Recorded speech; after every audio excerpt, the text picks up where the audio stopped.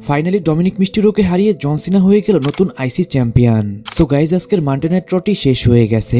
কি হলো আজকের মানডে নাইট রতে সমস্ত কিছুই থাকবে আজকের এই ভিডিওতে। আজকের মানডে নাইট র শুরুতে আমরা ট্রিপল এস কে দেখতে পাই রিং এর মধ্যে। সেইখানে ট্রিপল এস বলে তোমাদের বর্তমানে অনেক ভালো সময় যাচ্ছে। রিসেন্টলি ইন্টারনেটে একটা জিনিস ভেসে বেড়াচ্ছে, সেটা হলো কে গ্রেটেস্ট অফ অল টাইম। তারপর সেখানে ট্রিপল এস জন সিনার নাম নেয়। এছাড়াও ট্রিপল এস বলে আমি ডাব্লিউডাব্লিউ কে নতুন ভাবে সাজিয়েছি, আলাদা আলাদা করে কোম্পানিকে ক্যাটাগরি করেছি, আমি দিয়েছি একের পর এক হাউসফুল শো। ট্রিপল এস আবারও জন সিনার প্রশংসা করে। ট্রিপল এস বলে 20টি বছর জন সিনা কোম্পানিকে বিজনেস দিয়েছে, তার মতো কেউই নেই এবং কি সে biggest superstar in the WWE. তারপরে ট্রিপল এস জন সিনার নামটি গ্রেটেস্ট অফ অল টাইম বলে অ্যানাউন্স করে। আর তখনই সেখানে আমরা দেখতে পাই জন সিনা চলে আসে।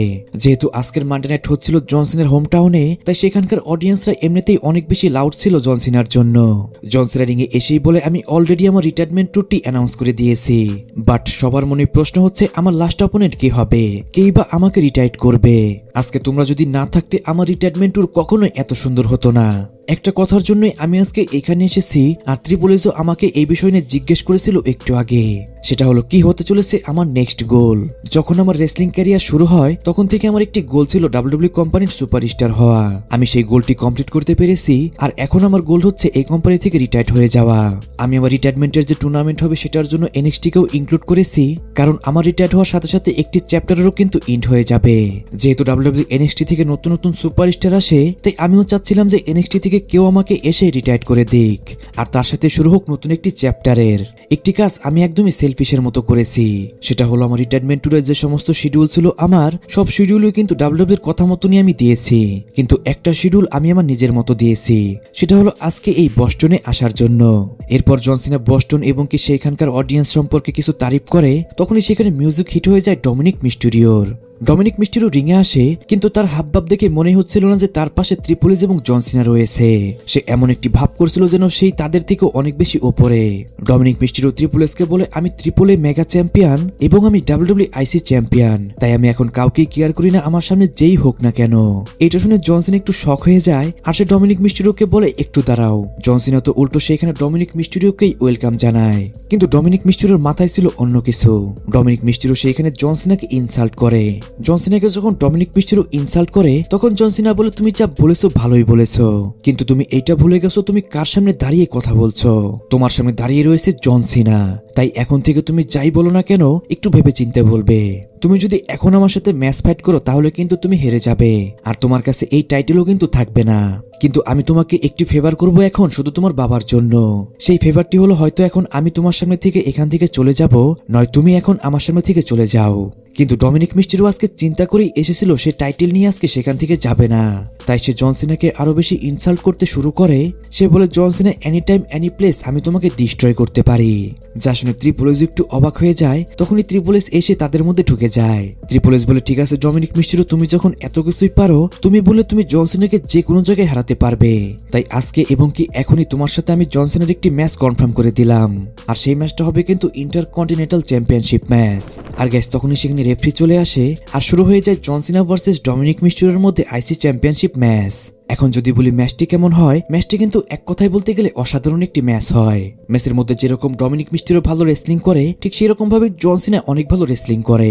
ম্যাচের একটি মোমেন্টে ডমিনিক মিস্টিরিও ট্রানবাকুলের কভারটি খুলে ফেলে। সেটা দেখে যখন রেফারি সেই ট্রানবাকুলের কভারটি লাগাতে যায় তখনই ডমিনিক মিস্টিরিও একটি চেয়ার নিয়ে আসে। সেই চেয়ারটি রিং এর মধ্যে ফেলে দিয়ে সে রিং এর মধ্যে শুয়ে পড়ে, যাতে রেফারি মনে করে জন সিনা তাকে চেয়ার দিয়ে অ্যাটাক করেছিল। কিন্তু ভাই এটা তো জন সিনা, সে এইসব চালাকি ভালোই বুঝে। জন সিনার দেরি না করে সেও কিন্তু রিং এর মধ্যে শুয়ে পড়ে, যা দেখে রেফারিও বুঝতে পারে এখানে ডমিনিক মিস্টিরিওকে কেউই চেয়ার দিয়ে অ্যাটাক করেনি। আর সেই ম্যাচটাও সেখানে ডিসকোয়ালিফিকেশনের মাধ্যমে শেষ হয় না।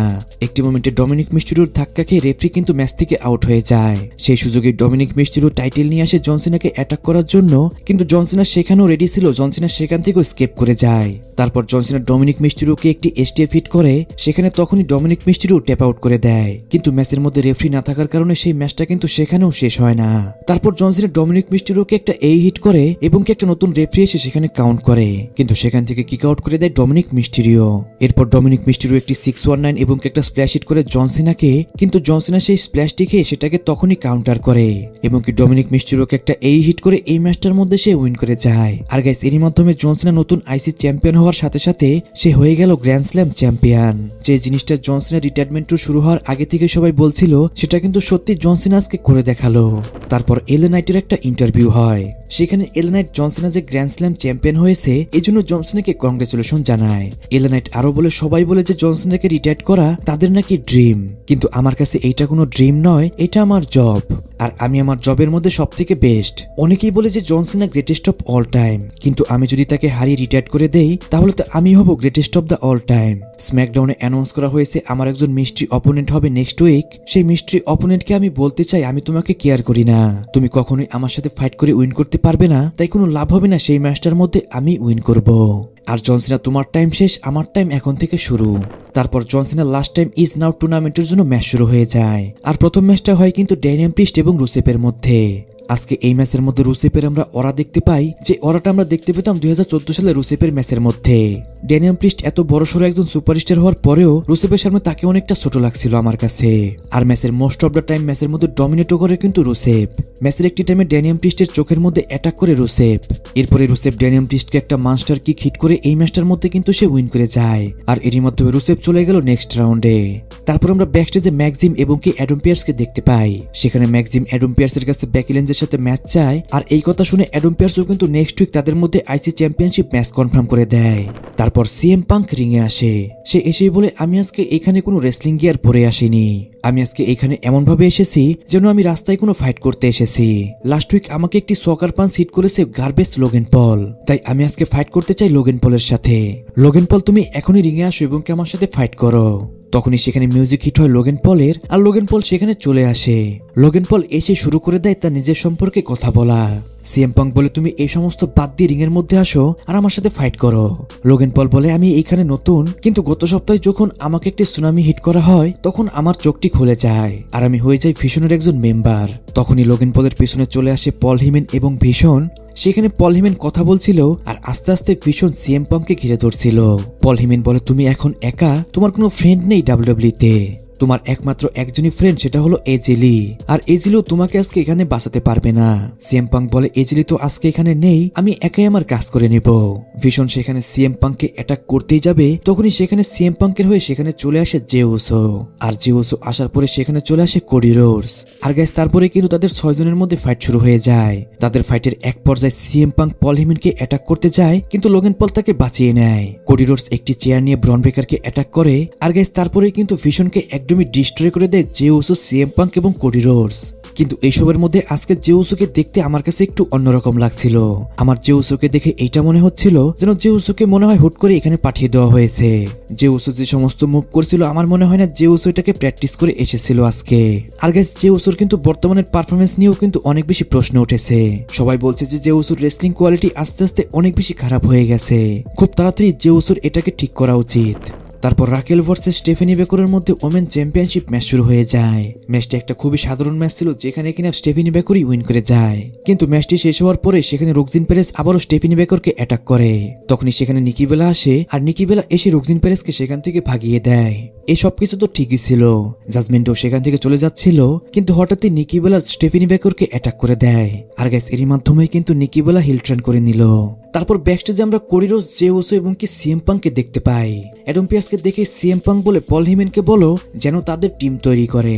অ্যাডম পিয়ার্স সিএম পাঙ্ককে বলে, তোমাদের টিমের ম্যানেজার কি হবে? তখনই সিএম পাঙ্ক উইলিয়াম রিগালসকে আসতে বলে। আর গাইস তখনই সেখানে উইলিয়ামস রিগালস চলে আসে। সে এসে শুধু একটি কথা বলে, ওয়ার গেমস। আর গাইস এরই মাধ্যমে কিন্তু এই জিনিসটা কনফার্ম হয়ে গেল, সিএম পাঙ্কের টিমে অলরেডি জে উসো এবং কি কোডি রোডস চলে এসেছে। এখন শুধু বাকি রোমান রেইনস এবং সেমি জেনের। গাইস একটা কথা কিন্তু আমি এখনই ক্লিয়ার করে দিচ্ছি, যেহেতু এই সপ্তাহে কথা ছিল যে রোমান রেইনসের রিটার্নের বিষয়ে, কিন্তু এই সপ্তাহের মানডে নাইট রতে আমরা রোমান রেইনসকে দেখতে পাইনি।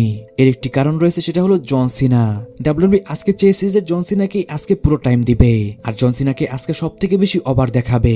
এই জন্যই কিন্তু কথা ছিল রোমান রেইনসের থাকার, তারপরও ডাব্লিউডাব্লিউই আজকে রোমান রেইনসকে রাখেনি। কিন্তু গাইস আপনি এই বিষয়টা শিওর থাকতে পারেন, ওয়ার গেমসের কিন্তু পার্ট হবে রোমান রেইনস। রোমান রেইনসকে হয়তো ডাব্লিউডাব্লিউই সামনে আনছে না, কিন্তু যখনই ভিশনের আরেকজন মেম্বার অ্যাড হবে তখনই আমরা রোমান রেইন্সকে অ্যাড হতে দেখতে পারবো সিএম পাঙ্কের টিমে। আর রিউমার রয়েছে নেক্সট উইকে কিন্তু আমরা ভিশনের টিমের মধ্যে ব্রক লেসনারকে দেখতে পারবো। যদি একটি টিমে ভিলেন ব্রক লেসনার থাকে আরেকটি ম্যাচে রোমান রেইন্স থাকে তাহলে একবার ভেবে দেখুন সেই ম্যাচটা কেমন হবে। গাইস কে ওয়ার গেমসের মধ্যে রোমান রেইন্সকে দেখতে চান অবশ্যই কিন্তু কমেন্টে জানাবেন। তারপর আমাদের দেখানো হয় জন সিনার যে লাস্ট টাইম ইজ নাও টুর্নামেন্টটি হবে তার জন্য নেক্সট উইক সোলো সিকোয়া এবং কি একজন মিষ্টি অপোনেন্টের সাথে ম্যাচ কনফার্ম হয় আর গুন্থার ভার্সেস জবান এভানের সাথে ম্যাচ কনফার্ম হয় নেক্সট উইকে। তাই গাইস নেক্সট উইকের যে মানডে নাইট ট্রটি হবে সেটা কিন্তু সত্যি অনেক বেশি ম্যাসিভ হবে। তারপর কাবুকি ওয়ারিয়ার্স ভার্সেস শার্লেট ফ্লেয়ার এবং কি অ্যালেক্সা ব্লেজের মধ্যে ট্যাগ টিম চ্যাম্পিয়নশিপ ম্যাচ শুরু হয়ে যায়। ম্যাচটি তো মোটামুটি ভালোই ছিল কিন্তু ম্যাচের রেজাল্ট কিন্তু একদমই শকিং ছিল। ম্যাচের একটি মোমেন্টে ইন্টারফেয়ার করে নাইয়া জ্যাক্স এবং কি লাস্ট লেজেন্ড, তার কারণে শার্লেট ফ্লেয়ারকে পিন করে হারিয়ে দেয় কাবুকি ওয়ারিয়ার্স, যার মাধ্যমে কিনা কাবুকি ওয়ারিয়ার্স হয়ে যায় নতুন ট্যাগ টিম চ্যাম্পিয়ন। কিন্তু ম্যাচ শেষে নাইয়া জ্যাক্স এবং কি লাস্ট লেজেন্ড আবারও অ্যাটাক করে শার্লেট ফ্লেয়ার এবং কি অ্যালেক্সা ব্লেজকে। নাইয়া জ্যাক্স এবং কি লাস্ট লেজেন্ডের টিমে চলে আসে কাবুকি ওয়ারিয়ার্স, তারা চারজন মিলে সেখানে শার্লেট ফ্লেয়ার এবং কি অ্যালেক্সা ব্লেজকে মারতে শুরু করে, যা দেখে তখনই সেখানে চলে আসে ইয়ো স্কাই এবং কি রিয়া রিপ্লি। রিয়া রিপ্লি সেখানে আসার পরেই কিন্তু সেখানে নাইয়া জ্যাক্সের টিমকে একদমই তারা ডিস্ট্রয় করে দেয়। আর গাইস এরই মাধ্যমে কিন্তু ওমেন যে ওয়ার গেমস হবে সেটাও কিন্তু বিল্ড হয়ে গেল। এখন প্রত্যেক টিমে চারজন রয়েছে, দেখার বিষয় হলো আরেকজন করে মেম্বার কে কে হয়। গাইস এখন অনেকেই বলতে পারেন যে আমি গত সপ্তাহের মানডে নাইট র'র যে রিভিউ ভিডিও দিয়েছিলাম সেখানে আমি বলেছিলাম যে আজকের মানডে নাইট র'তে রোমান রেইন্স থাকবে, কিন্তু আজকে তো মানডে নাইট র'তে রোমান রেইন্স আসলো না। গাইস এই প্রশ্নের জবাব আমি একটু আগেও দিয়ে দিয়েছি, কিন্তু আমি আবারও বলে দেই আজকে ডাব্লিউডব্লিউ জন সিনাকে পুরো টাইম দিতে চেয়েছিল, যেহেতু আজকের মানডে নাইট র'র অনেক বেশি সময় নিয়ে ফেলেছিল জন সিনা, আর রোমান রেইন্স কিন্তু অনেক বড় একজন প্রিমিয়াম পারসন, তাই রোমান রেইন্সের এইবারে যে রিটার্নটা হবে সেটাও কিন্তু ম্যাসিভ ভাবে প্ল্যান করছে ডাব্লিউডব্লিউই। এটা শুধু আমার কথা নয়, এটা কিন্তু মাল্টিপল সোর্স থেকে জানা গেছে। কিন্তু একটা জিনিস কনফার্ম থাকতে পারেন, সিএম পাঙ্কের টিমে কিন্তু থাকবে রোমান রেইন্স। তাই গাইস এবারে সার্ভাইভার সিরিজ নিয়ে কোনো টেনশনই নেই, রোমান রেইন্সও থাকছে ওয়ার গেমসে। আজকের মানডে নাইট র'টি আমার কাছে অনেক ভালো লেগেছে। আজকের মানডে নাইট র'টি আপনার কাছে কেমন লেগেছে অবশ্যই কিন্তু কমেন্টে জানাবেন। সো গাইস আজকের ভিডিও এই পর্যন্তই। রেসলিং সম্পর্কে সমস্ত নিউজ এবং আপডেট জানার জন্য চ্যানেলটিকে সাবস্ক্রাইব করবেন।